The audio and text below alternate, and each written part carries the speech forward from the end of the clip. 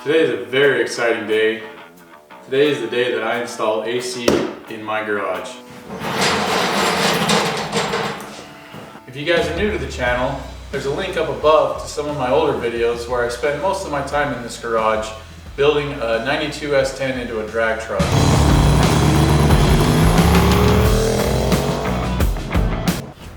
I live in Arizona, so it gets really warm here in the summer, and it is just unbearable to work in this garage. Recently I've been using the old MrCool swamp cooler over there in the corner, and we're finally getting rid of that and installing this Minisplit AC and heat unit. So I'm going to be going and installing this thing. So real quick up front, just as a disclaimer, I'm not being paid by MrCool to make this video or affiliated with them in any kind of way. I've just seen a lot of videos on YouTube using this system and it seems to work really good. I have friends that also have these in their garage and they say they're awesome. So I'm going to be going through installing this thing. I have zero experience with home HVAC, heating or cooling of that nature. So if I can put this in, anybody can put this in. Also, I'm not a professional. I don't know a lot about this kind of stuff. So if you have questions, you're more than likely going to get a better answer from MrCool themselves than from asking me. This is my first time with anything like this. Let's get these boxes open, see what's inside, and see just how easy this is. All right, so we got them opened up into the 3 different boxes that it came with. This one over here is the actual air vent unit. This is what goes inside your house, garage, wherever you're putting the AC in. So this is the fan unit. And then over here we've got the condenser. So this is the outdoor unit. This is where all the magic happens. So this is going to go outside on the back wall of my garage over here. And then over here we've got the hose kit. These are the pre-charged hoses. This is what makes it a DIY kit. These hoses have the refrigerant already in them, so you don't have to have an HVAC tech come out and charge the system for you. So I want to point out that even though this is a DIY unit, you still have to have power ran for it. If you're able to do that yourself, then yes, it's 100% DIY, but more than likely you're gonna have to call an electrician to come in and run power to the unit outside.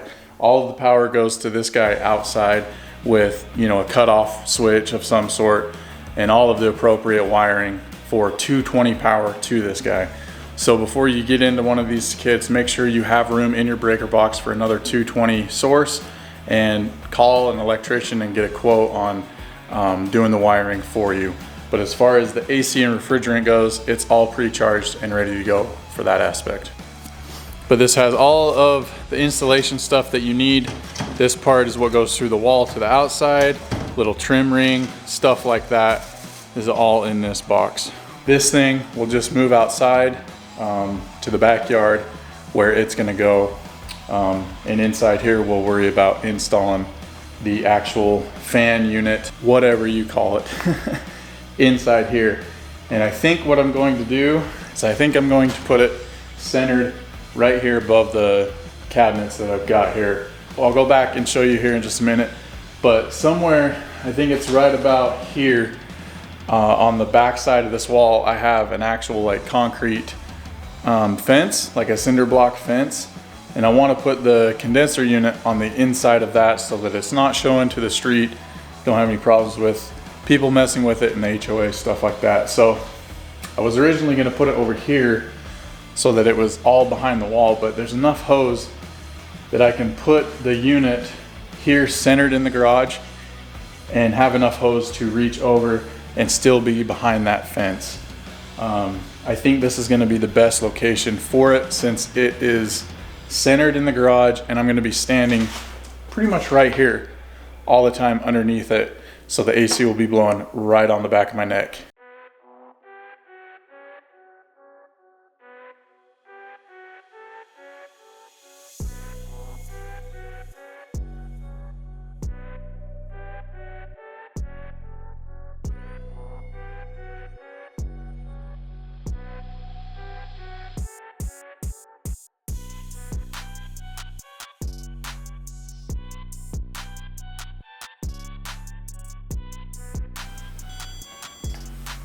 There's something weird going on right there.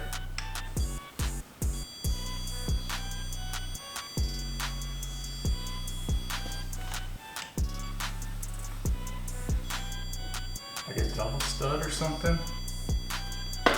Wonder if that's where that drain pipe is. Might have to get up in the attic and see. So this template, it looks like is the exact size of the unit. And although they have recommendations on how far down from the ceiling and stuff to put this, I'm gonna be close, but it's not gonna be 100% perfect because I want to put it right here and I have limited space. I think they want it to be at least 6 inches down from the ceiling there. So it's gonna be close, and then this might interfere with the flow of the air. So I don't know, it may or may not work up here. I have to find out. All right, up here in the attic, I hate coming up here because it's so small. You can see back there, I have to army crawl underneath that pipe over there, crawl on my belly. I'm a big dude, it's hard to do. So anyways, I'm just checking where these drain lines go out over there. And kind of as a reference, I know that right here is like a light socket. So they're just to the left of those lights. I can't see why the stud finder is saying that it's such a thick stud right there. So maybe I think it's those pipes going down through there. So I'm gonna stay away from that area just to be safe. Turn around now and crawl. So this is just kind of a reference here that how small it is up here. It's hot up here too. Oh, yeah. Yeah.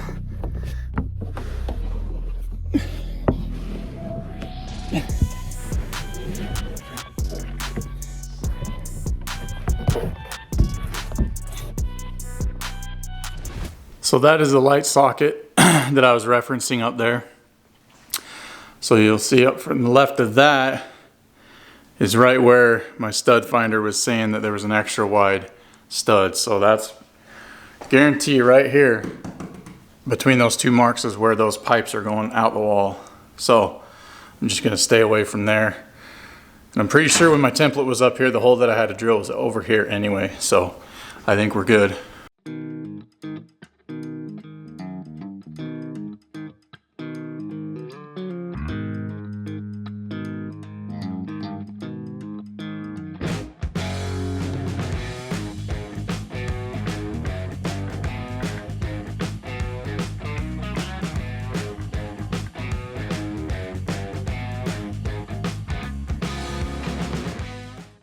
All right, here comes the point of no return. This is a 3.5 inch hole saw. It's got to go through that wall, interior and exterior. I hope I don't mess this up. So I'm gonna first drill just the pilot hole right here. That way I can kind of make sure that there's nothing back there. Those pipes, I think I've cleared them. And now,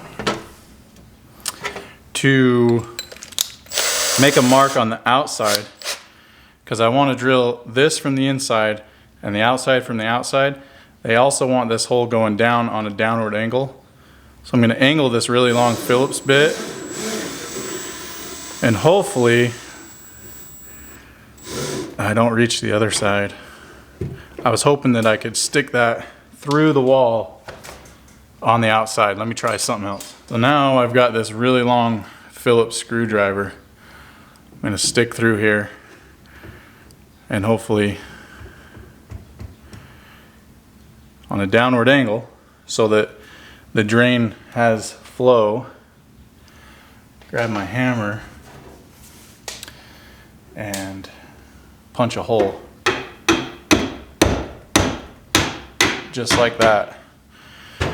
Now hopefully on the outside of the house, I'll be able to see where that's at. And that way, if there's anything wrong on the outside, it's easier to fix this little tiny hole than it is a giant 3.5 inch hole. Oh, look at that. It is just below and to the side of that drain. So the hole's gonna come out there, the pipes are gonna go up, over, and down. It's gonna work out great.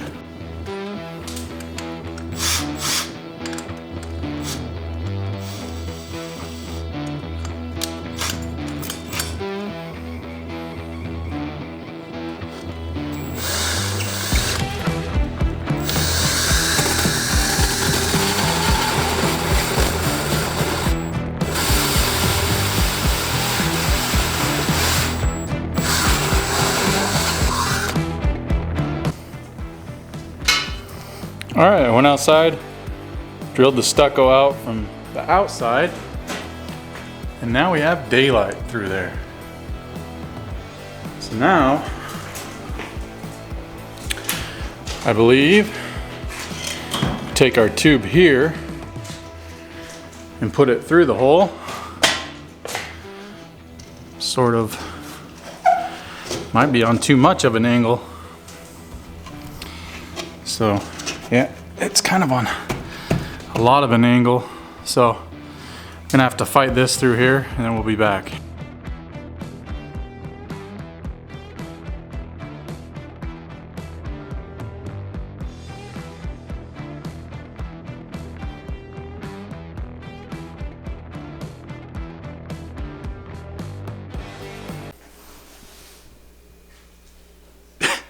Sorry to disturb you. All right, so now I gotta lift this unit back up there and put all the wiring and the hoses through the hole. Now this is where you probably want someone to help you do this, but it's just me here right now, so I gotta try and do it myself. So I'm gonna lug that thing up there. This thing is no joke. It is a hefty unit. And try and get the wires and the hoses out that hole.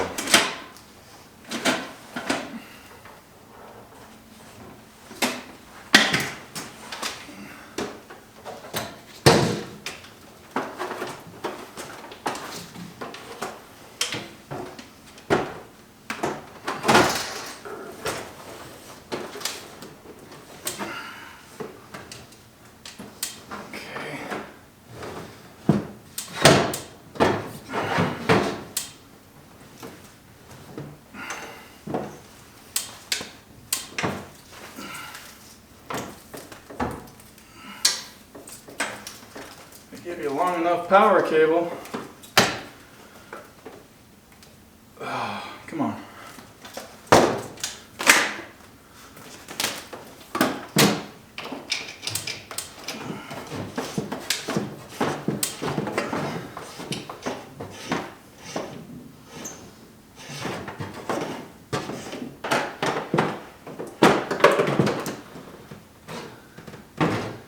So now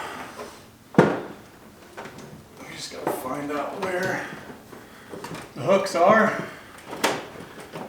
get it set down in place, and get those lines where they need to be.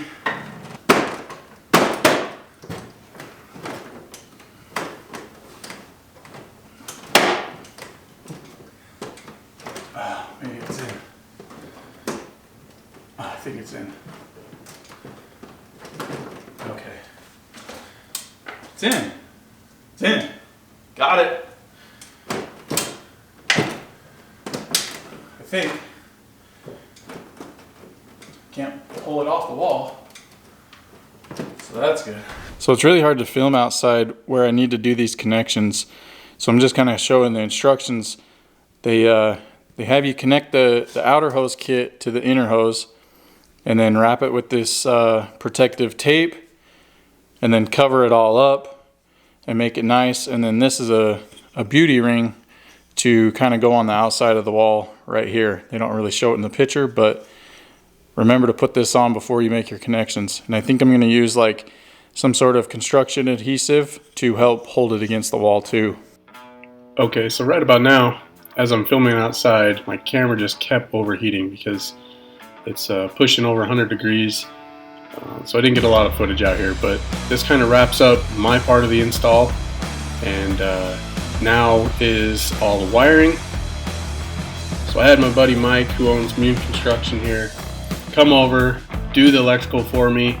They were cool enough to come over on a Saturday morning before I went to work, so I helped them for a little bit, run a few wires, and then they wrapped up the rest of the installation while I head off to work. So I can't thank these guys enough for staying and doing that while I bounced. Mike sent me a few of these little clips from when they got it up and going, and finished up all the wiring. So some real solid dudes here. Moment of truth, dude.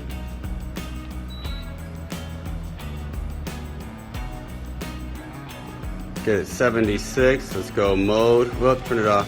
Back on. Put it on cool. Hit the turbo. That's it, dude. You're fucking cooling, dog.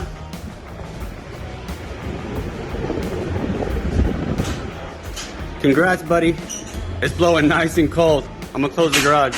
All right, so I just got home from work. The AC has been running in the garage for about 4 hours now. And when they left, they set the thermostat at 76 degrees. So this is my first reaction to walking into the garage with the new AC unit. So hopefully it's nice and cool in there. So let's see. Oh my gosh. It's like nice in here. Let's see what the thermostat says.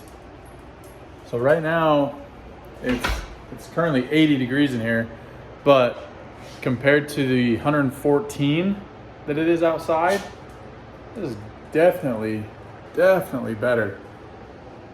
But man, that is so nice to walk out into this garage and not be hit in the face with 110. Actually, oh yeah, that feels good. It's just awesome to walk out into this garage and not get hit in the face with heat. Last time I was out here working, it was 110 degrees. All right, so it's been about a week and a half of having the AC unit out in the garage, and I do not know why I didn't do this sooner. This has been the best investment I've ever made. It's currently, let's see what it is. It's 103 today, so it's not very hot today. And I know some of you are saying not very hot, but when you think about it, a year ago today, it was 128 degrees. It was the hottest day on record.